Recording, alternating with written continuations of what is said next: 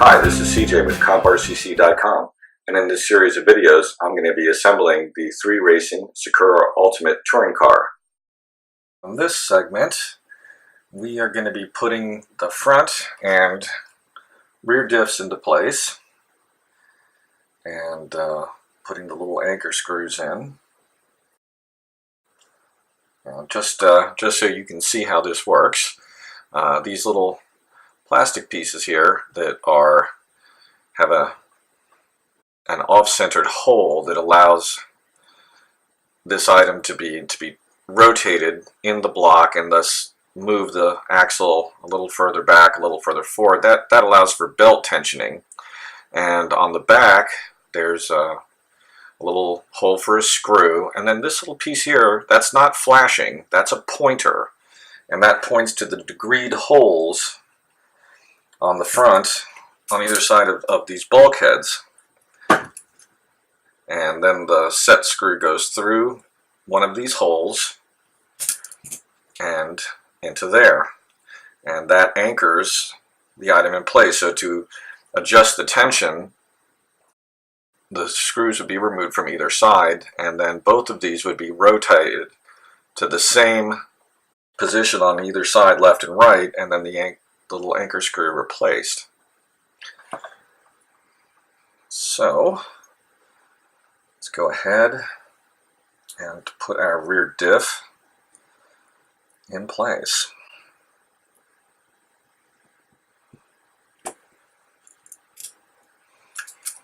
Okay, so those little pointers right now are facing almost to the very bottom,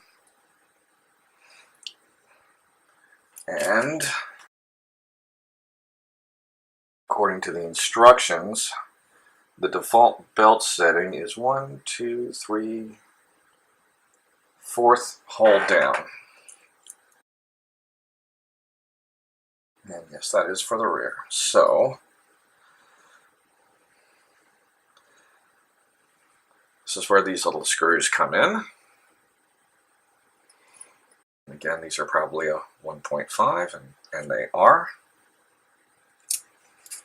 So the interesting question is how to, oh, very nice, you just rotate, just put your finger on the top of that little plastic item, and then 1, 2, 3, 4, just rotate it until the pointer is pointing toward the hole you're going to be screwing this into. That suspension set screw it's almost in the way, but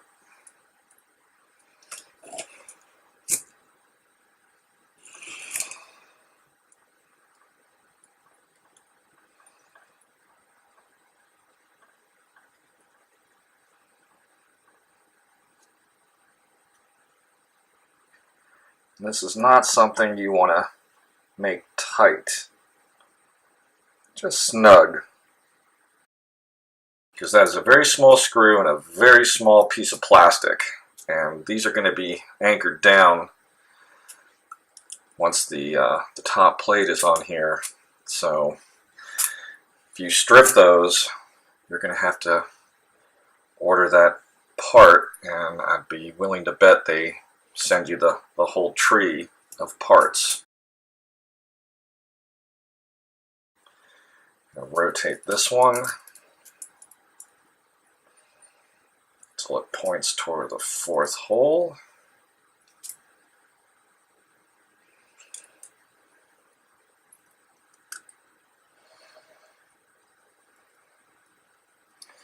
Again, that set screw is just a little in the way. I'm going to go ahead and take that out. In fact, I would recommend that when you're building this, if you are trying to get to that 4th set screw location, or if the belt you're using requires you, if you're using an aftermarket belt that's a teeny bit smaller, you need to have it be a little bit, one of the lower screws. That set screw is going to get in the way of this default hole and of the So I would once you've threaded them up, take them out and then put them back in again.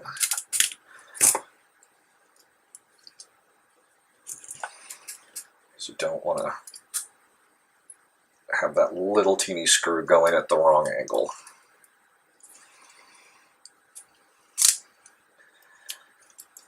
And as I mentioned earlier in the previous video, that tuning these droop settings is something that will be done later.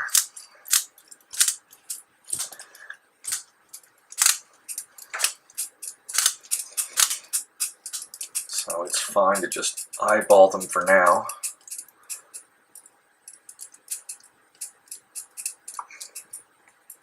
And there we go.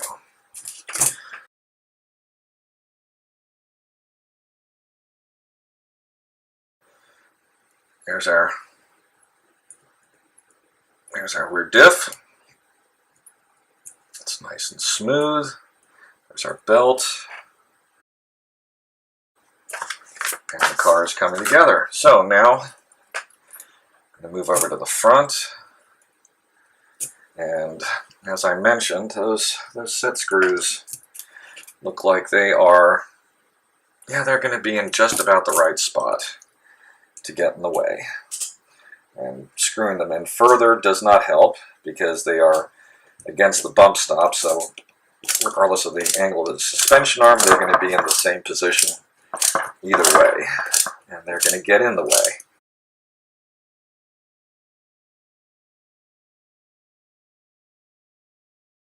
This is one place that a powered driver wouldn't hurt at all.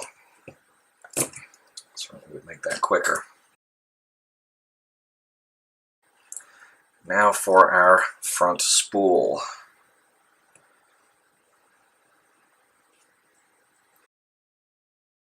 Let's start with both of these little pointers here going into their slots.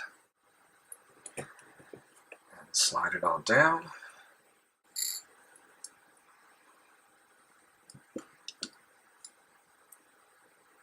Got the 1.5.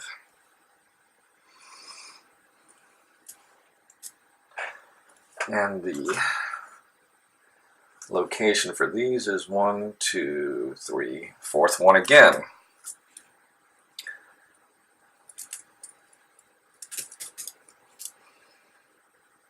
So rotate that pointer until it points right at that fourth hole.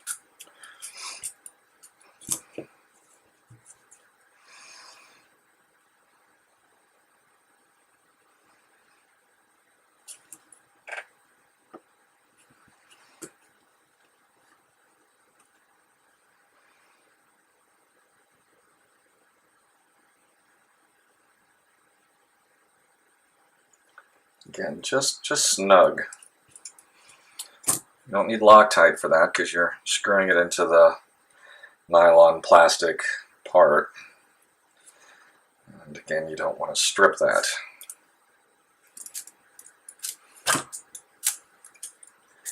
Make sure that that is pointing at the fourth hole. And if the screw doesn't appear to drop right in and start threading, just adjust that pointer a little bit and it'll start threading up. And got that right in first try.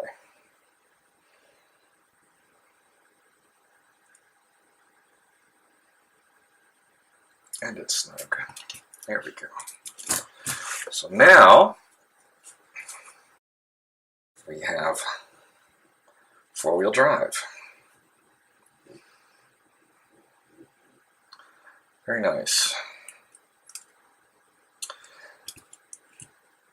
And I'm going to put the set screws back.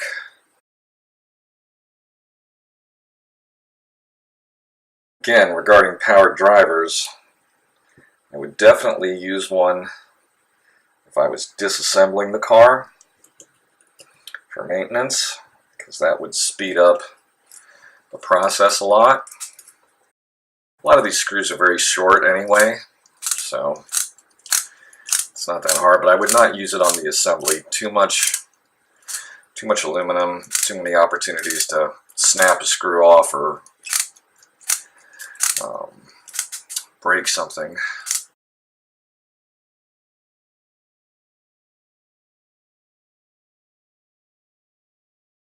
So there we go. Four-wheel drive. On to the next step.